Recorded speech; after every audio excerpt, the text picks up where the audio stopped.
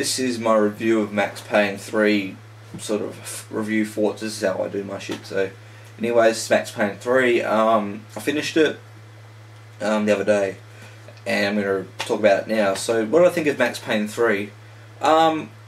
First of all, I've never played the other Max Payne games. I know some people find that shocking. I just have never played them yet. You know, that's just happened. That happens with some series and some games. I just don't get to, and Max Payne's one of them. I looked into what happened in the other games, and something about his wife and his kid and whatever. And now in this one, he's like mourning them and shit because they died or killed or whatever I think it was. So yeah. So Max Payne 3 starts off, it starts off when he in Brazil. He's in Sao Paulo, and he's doing his bodyguard work, protection for like the rich people in that country, in that city, in Brazil.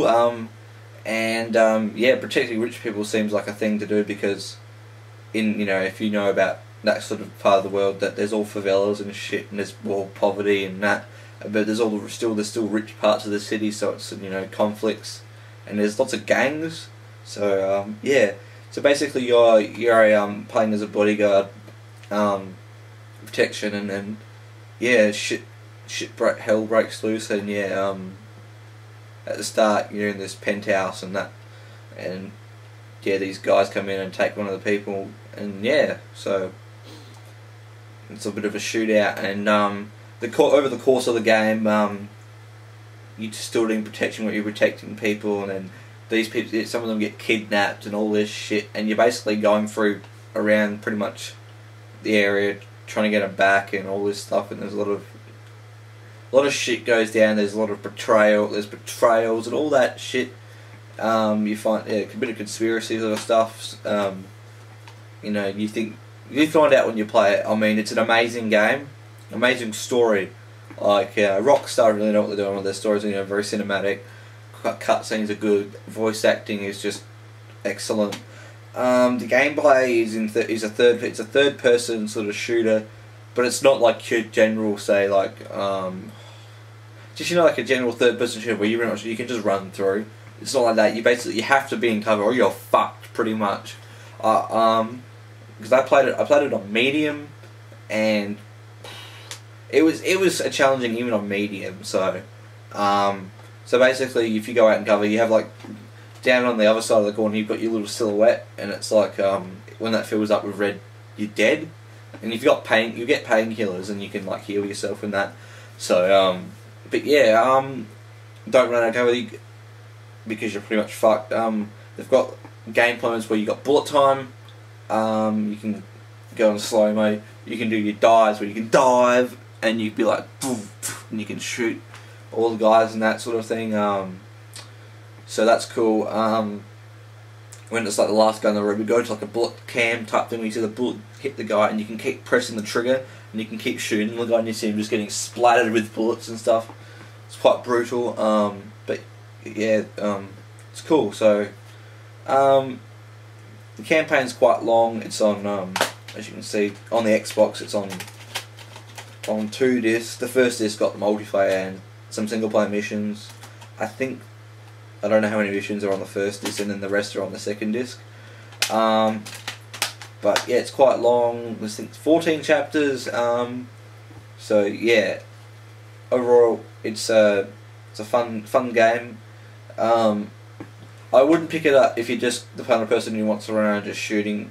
I think it's more of a story game type thing, but it's still like it's sort of you got to be one of those people that's like really into their stories and still other stuff as well. But if you're into Rockstar games, I'm assuming you probably like this. So yeah, they got multiplayer in there. Lots of modes. You can create crews on the Rockstar Social Club, which will entwine with GTA 5. So that's cool. So yeah. In the end, I'd give this game a 9 out of 10. Some sites really fucking gave it like a 7 and shit. Like they gave it, what was another game? They gave some other game that wasn't as good as this less. So I don't know. Maybe they were disappointed. I don't know. But yeah, prepare for a challenge. If you're playing on the harder difficulties, I have no idea why.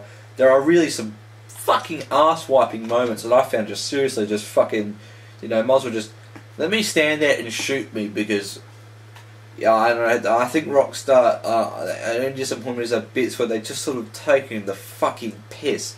Especially when you go into Last Stand mode. So Last Stand mode is basically when you've got a painkiller and you get shot and you don't take it, and you go into like a Last Stand mode where you sort of got to take the guy out and take it. Somehow that, you know, you've used the pill up by doing that. And sometimes they'll do that where you go into Last Stand mode and you're doing like a flipping shit and you're like in the fucking fetal position. It's annoying. And there was another bit where I thought I'd go behind these, like, this cover, like say this is the cover, and take the guys out on this little rooftop bit, and all of a sudden this guy with a big machine gun would spawn behind me, but I didn't go around the other side. I wasn't around the other side to be in cover, so I just basically got instantly shot and put in the Last Stand mode. Couldn't do a thing about it, and had to repeat it. It just, you know, sometimes you got to wonder. You know, you got to think. You know, when it's challenging, when it's just taking the piss. But you know, overall it's good. It's using the Euphoria engine like it's in GTA 4. I mean, it's been heavily. This is what GTA 5 will look like, and some. So, yeah, I recommend it. So, thanks for watching.